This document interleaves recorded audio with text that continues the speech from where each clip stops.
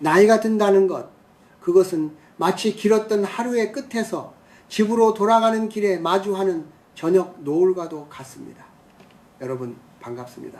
나는 오늘 여러분 앞에 서서 대단한 지식을 설파하려는 것이 아닙니다. 그저 죽음이라는 문턱에 조금 더 가까이 가본 사람으로서 생의 마지막 한 방울까지 쥐어짜며 살아본 한 노인의 진심 어린 고백을 전하려 합니다. 내가 죽음의 문턱에서 깨달은 한 가지 서글픈 진실이 있습니다. 사람들은 죽음 자체를 두려워하는 것이 아니더군요. 사실 그들이 진짜 두려워하는 것은 아직 단 한 번도 제대로 살아보지 못했다는 느낌을 품은 채 눈을 감는 것입니다. 50대, 60대를 지나 70이라는 숫자를 코앞에 둔 여러분, 지금 당신의 마음은 어떻습니까? 혹시 벌써 이렇게 됐나 하는 허망함에 가슴 한구석이 뻥 뚫려 있지는 않습니까? 나는 평생 글을 쓰고 말을 하며 살았습니다. 하지만 정작 내 삶의 가장 중요한 문장들은 70이 넘어서야 비로소 보이기 시작하더군요. 청춘일 때는 몰랐습니다. 시간이 영원할 줄 알았고 내가 움켜쥐고 있는 것들이 영원히 내 것인 줄 알았지요. 하지만 보십시오. 저녁이 되면 나무의 그림자가 발걸음보다 길어집니다. 그것은 곧 우리가 내려놓아야 할 시간이 다가오고 있다는 자연의 신호입니다. 만약 여러분이 50이 넘고 60이 되었음에도 불구하고 여전히 남의 눈치나 보고 자식 걱정에 밤잠을 설쳐가며 아직도 남보다 더 많이 가지지 못해 안달복달하고 있다면 감히 말씀드립니다. 그 고통의 굴레는 70이 되어도 80이 되어도 당신을 떠나지 않을 것입니다. 아니, 오히려 노년의 고독과 합쳐져 당신의 영혼을 더욱 깊은 수렁으로 밀어넣겠지요. 젊은이들은 모릅니다. 늙어간다는 것이 얼마나 정교한 비우기의 과정인지 말입니다. 우리는 태어나면서부터 채우는 법만 배웠습니다. 공부를 채우고 경력을 채우고 통장을 채우고 내 집 마련의 욕심을 채웠습니다. 하지만 70이라는 문턱은 그 모든 체험이 오히려 짐이 되는 곳입니다. 마치 에베레스트를 오르는 등반가가 정상에 가까워질수록 배낭의 짐을 하나둘 버려야만 살아남을 수 있는 것과 같습니다. 여러분, 내가 살아보니 그렇더군요. 우리네 삶에는 업이라는 것이 있고 에너지라는 것이 있습니다. 50대까지는 그 에너지로 세상을 향해 싸우고 쟁취하며 살 수 있습니다. 그러나 그 이후의 삶은 그동안 쌓아온 에너지를 어떻게 정화하고 되돌려주느냐의 싸움입니다. 아직도 누군가를 미워하고 있습니까? 아직도 과거의 상처를 훈장처럼 달고 다니며 내가 그때 그랬어야 했는데 라고 후회하고 있습니까? 그것은 당신의 영혼에 독을 타는 행위나 다름없습니다. 지금 이 순간 당신이 느끼는 불안함은 당신의 영혼이 보내는 간절한 신호입니다. 이제는 제발 밖으로 향하던 시선을 안으로 돌려달라는 비명입니다. 돈은 70이 되면 그저 약값과 밥값으로 축소됩니다. 명예는 그저 장례식장의 화환 몇 개로 남을 뿐입니다. 진짜 당신에게 남는 것은 당신이 홀로 있을 때 당신 자신과 얼마나 화해했느냐, 그리고 얼마나 평온한 눈으로 세상을 바라볼 수 있느냐 하는 것입니다. 오늘 나는 여러분에게 70세라는 문을 열기 전 반드시 갖춰야 할 마음의 매무새에 대해 이야기하려 합니다. 이것은 자기계발서에 나오는 화려한 성공 비법이 아닙니다. 차가운 새벽녘에 홀로 깨어 느끼는 생의 본질에 대한 이야기입니다. 내가 이 긴 여행을 끝내기 전 여러분의 손을 잡고 꼭 들려주고 싶었던 노년의 지혜입니다. 아직 늦지 않았습니다. 하지만 시간이 많지도 않습니다. 이 모순된 진실 앞에서 우리가 무엇을 먼저 버리고 무엇을 끝까지 지켜야 할지 이제 나와 함께 깊은 성찰의 시간을 가져보시길 바랍니다. 당신의 남은 생이 그저 죽음을 기다리는 시간이 아니라 생의 가장 아름다운 열매를 맺는 축제가 되기를 간절히 바라는 마음으로 이 이야기를 시작합니다. 여러분, 우리는 평생을 나라는 성벽을 쌓으며 살아왔습니다. 누구의 아버지, 어느 회사의 부장, 혹은 어디에 사는 누구라는 그럴듯한 명함들을 벽돌 삼아 높이 높이 쌓아 올렸지요. 하지만 70이라는 문턱 앞에 서면 그 성벽이 얼마나 부질없는 모래성에 불과했는지 깨닫게 됩니다. 노년의 비극은 가진 것이 없어서가 아니라 이제는 내 것이 아닌 것들을 여전히 내 것이라고 착각하며 손에 꽉 쥐고 놓지 않으려는 집착에서 시작됩니다. 내가 평생 학자로 또 장관으로 살면서 수많은 이름을 가졌지만 정작 죽음의 그림자가 내 뜰에 드리웠을 때 그 이름들은 아무런 방패가 되어주지 못했습니다. 삶은 우리에게 많은 것을 빌려주었을 뿐 결코 준 적이 없습니다. 우리는 태어날 때 우주로부터 생명을 빌려왔고 세상으로부터 지식과 재물을 빌려왔습니다. 그렇다면 나이가 든다는 것은 무엇일까요? 그것은 기분 좋게 빌려온 것들을 되돌려주는 과정입니다. 숨을 들이마셨으면 반드시 내뱉어야 하듯 중년 이후의 삶은 거대한 날숨의 시간이 되어야 합니다. 만약 여러분이 쉰을 넘기고 예순에 이르러서도 여전히 내 자식이 나를 어떻게 대접하나, 내가 과거에 어떤 사람이었는데 감히 나를 무시하나라는 생각에 사로잡혀 있다면 당신은 지금 독이 든 성배를 마시고 있는 것입니다. 한국 사회에서 우리 부모 세대는 자식을 위해 모든 것을 희생하며 살았습니다. 하지만 그 희생이 나중에 보상심리라는 괴물로 변할 때 노년의 삶은 지옥으로 변합니다. 자식에게 쏟은 정성조차도 사실은 부모로서의 도리를 다한 것에 만족하고 세상에 되돌려준 것이라 생각해야 합니다. 여기서 우리는 가장 먼저 가면을 벗어야 합니다.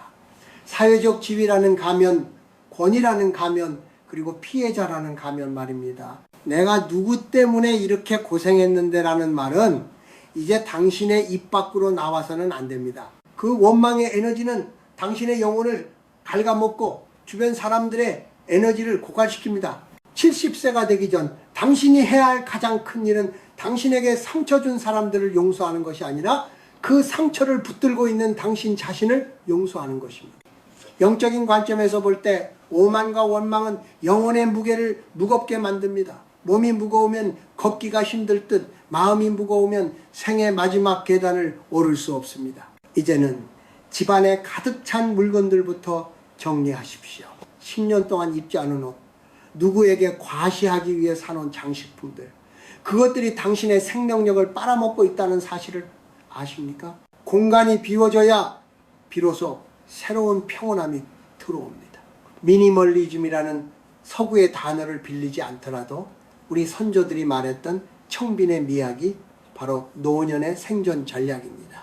또한 여러분의 말을 비워내야 합니다. 나이가 들수록 입은 닫고 지갑은 열라는 말이 있지요. 그것은 단순히 돈을 쓰라는 뜻이 아닙니다. 내 주장을 관철시키려는 욕구, 남을 가르치려는 욕심을 내려놓으라는 뜻입니다. 나 때는 말이야로 시작하는 대화는 당신이 여전히 과거의 감옥에 갇혀있음을 증명할 뿐입니다. 진정으로 지혜로운 노인은 말이 아니라 그의 고요한 분위기로 주변을 감화시킵니다. 70이 되기 전 이 되돌려줌의 연습이 되지 않은 사람은 노년의 고독을 소외로 받아들입니다. 하지만 준비된 사람은 고독을 자유로 받아들입니다. 세상이 나를 잊어가는 것이 아니라 내가 세상의 소란으로부터 비로소 해방되는 것입니다. 얼마나 홀가분합니까? 더 이상 잘 보일 사람도 없고 증명해야 할 성공도 없습니다. 여러분, 지금 당신의 손을 가만히 내려다 보십시오. 무엇을 그렇게 꽉 쥐고 있습니까? 그 주먹을 살며시 펴보십시오. 손바닥 위에 아무것도 남지 않았을 때 비로소 당신은 온 세상을 품을 수 있는 빈손이 됩니다. 이것이 바로 죽음 앞에서 당당해질 수 있는 첫 번째 비밀입니다. 내가 가진 것을 기꺼이 되돌려줄 때 죽음은 탈취해가는 약탈자가 아니라 나를 본래의 자리로 인도하는 친절한 안내자가 될 것입니다. 70세라는 위대한 고독의 시간으로 들어가기 전 부디 당신의 창고와 마음을 비우십시오. 가볍게, 더 가볍게 몸을 만드십시오. 그래야만 생의 마지막 춤을 아름답게 출 수 있습니다. 여러분, 지금까지 여러분은 누구의 눈으로 세상을 보며 살아오셨습니까? 부모의 기대, 직장 상사의 평가, 배우자의 요구, 그리고 자식들의 시선. 우리는 평생을 타인의 눈동자라는 거울에 비친 자신의 모습을 수선하며 살아왔습니다. 하지만 70이라는 나이는 이제 그 모든 타인의 거울을 깨트리고 오직 나라는 존재와 단둘이 마주 앉아야 하는 시간입니다. 오늘 제가 드리고 싶은 두 번째 이야기는 바로 거울 속의 자신과 화해하고 홀로 서는 법을 배우라는 것입니다. 흔히들 나이가 들면은 외로움이 가장 큰 적이라고 말합니다. 한국 노인들의 고독사가 사회적 문제가 되고 자식들이 찾아오지 않는 것을 서글퍼하며 눈물 짓는 분들을 많이 봅니다. 하지만 저는 여러분께 감히 말씀드립니다. 외로움과 고독은 전혀 다른 것입니다. 외로움은 타인이 없어서 느끼는 고통이지만 고독은 혼자 있는 즐거움이자 자기 자신과 깊이 대화하는 축복입니다. 70세가 되기 전 이 고독의 품격을 배우지 못한 사람은 남은 생 내내 타인의 사랑과 관심을 구걸하는 정서적 빈곤에서 벗어날 수 없습니다. 이제 거울 앞에서 보십시오. 주름진 얼굴, 검버섯이 내려앉은 손등, 그 속에 비친 늙은 육체만 보지 말고 그 뒤에 숨어있는 어린아이를 찾아내야 합니다. 당신이 사회적 성취를 위해 달리는 동안 가족을 먹여 살리느라 팽개쳐 두었던 당신 내면의 어린아이가 아직도 울고 있을지 모릅니다. 나도 그림을 그리고 싶었어. 나도 저 산 너머로 여행을 가고 싶었어. 라던 그 작은 목소리를 70이 되기 전에는 반드시 들어주어야 합니다. 저는 말년에 병마와 싸우며 깨달았습니다. 결국 마지막 순간에 내 손을 잡아주는 것은 자식도 명예도 아닌 내가 평생 돌봐온 나의 영혼이라는 사실을 말입니다. 70세 이후의 삶은 생존이 아니라 실존이어야 합니다. 이제는 누군가의 할아버지, 할머니로만 불리지 마십시오.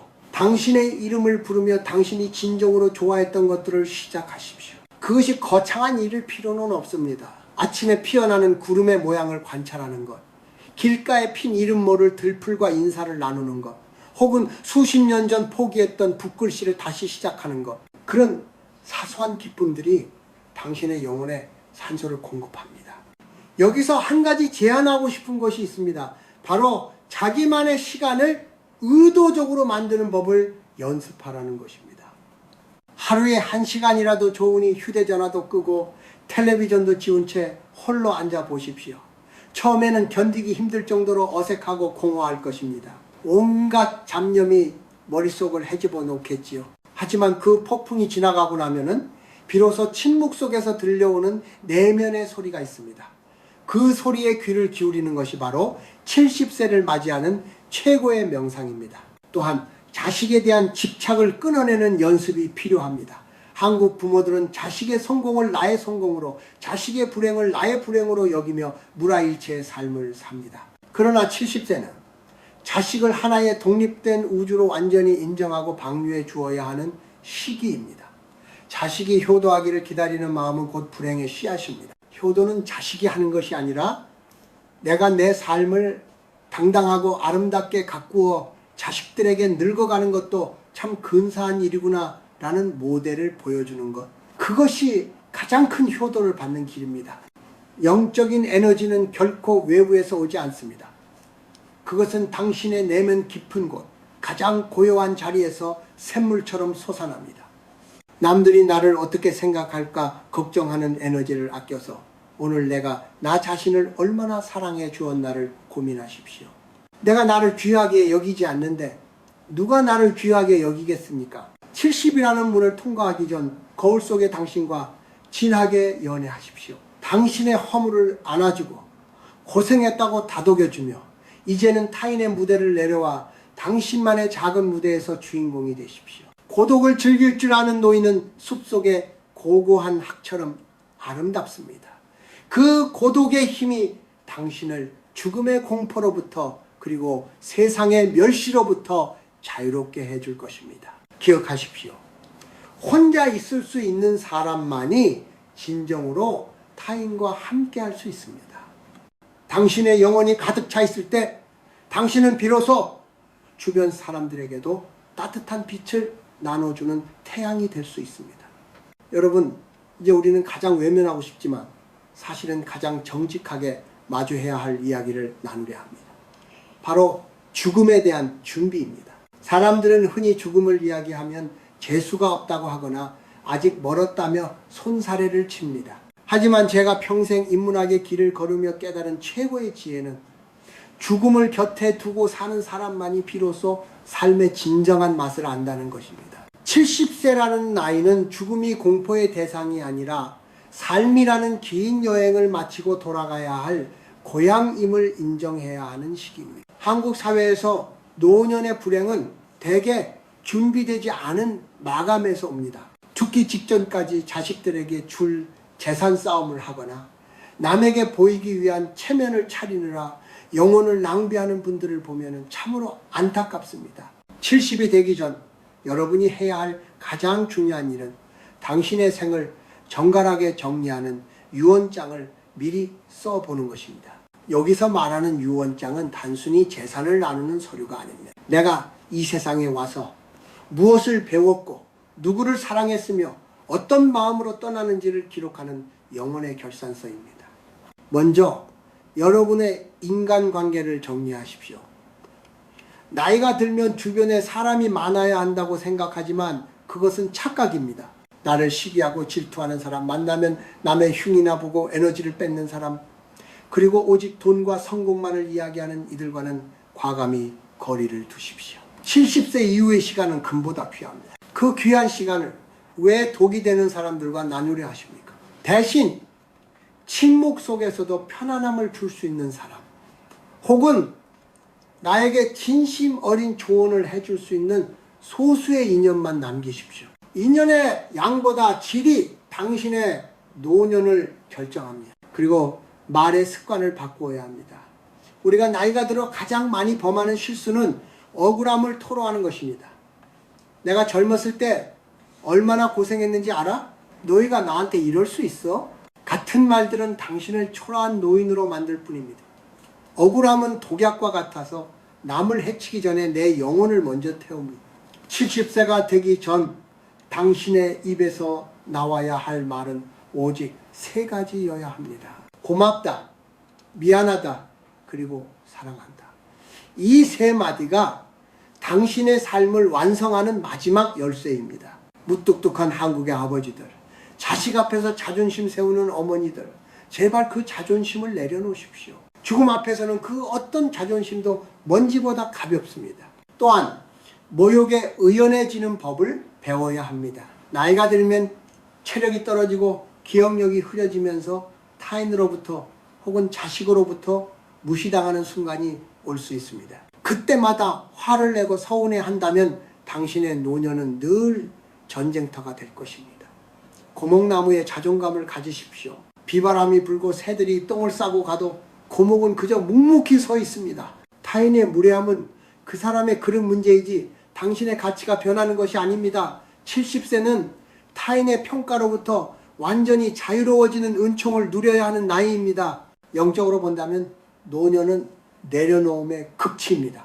우리가 태어날 때 우주로부터 빌려온 이 육신조차도 사실은 돌려주어야 할 물건입니다. 70세가 넘어서도 건강에 지나치게 집착하거나 젊어 보이려고 애쓰는 것은 자연의 섭리를 거스르는 일입니다. 주름은 당신이 살아낸 훈장이고 흰머리는 당신이 견뎌낸 세월의 증거입니다. 당신의 늙어감을 비관하지 말고 오히려 무르익어가는 과일처럼 그 향기를 즐기십시오. 진정한 노년의 품격은 정돈된 삶에서 나옵니다. 내가 떠난 자리가 깨끗하도록 주변을 정리하고 마음의 빚을 갚고 용서할 사람들을 용서하는 것, 그것이 바로 우리가 70이라는 문턱을 넘기 전 반드시 완수해야 할 숙제입니다. 이 숙제를 끝낸 사람은 죽음이라는 사자를 만났을 때 공포에 질리는 것이 아니라 참 좋은 여행이었다 라고 미소 지으며 손을 흔들 수 있습니다. 여러분, 70세는 끝이 아닙니다. 그것은 생의 가장 본질적인 부분만을 남기고 군더더기를 털어내는 위대한 승화의 시작입니다. 부디 이 준비를 게을리하지 마십시오. 당신의 마지막이 그 어떤 영화보다 아름다운 피날레가 되기를 소망합니다. 이제 긴 여정의 마지막 장에 다다랐습니다. 여러분과 함께 마음을 나누다 보니 어느덧 서산의 해가 더 낮게 내려앉았군요. 저는 오늘 여러분에게 3가지의 당부와 마음의 준비에 대해 말씀드렸습니다. 비우고 마주하고 정리하는 것. 이 과정들은 결코 고통스러운 종말을 위한 준비가 아닙니다. 오히려 그것은 우리 생의 가장 찬란한 완성을 위한 마지막 조각들입니다. 여러분, 노년이란 무엇일까요? 사람들은 흔히 노년을 가을에 떨어지는 낙엽에 비유하곤 합니다. 하지만 저는 다르게 생각합니다. 낙엽은 나무가 죽어가는 증거가 아니라 내년에 피어날 새순에게 자리를 내어주기 위한 나무의 가장 숭고한 결단입니다.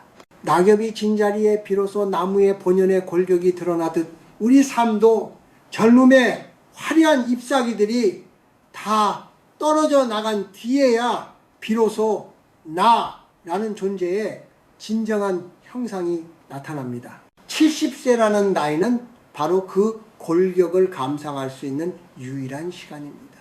우리는 한국인 특유의 헌과 정진 속에서 살아왔습니다.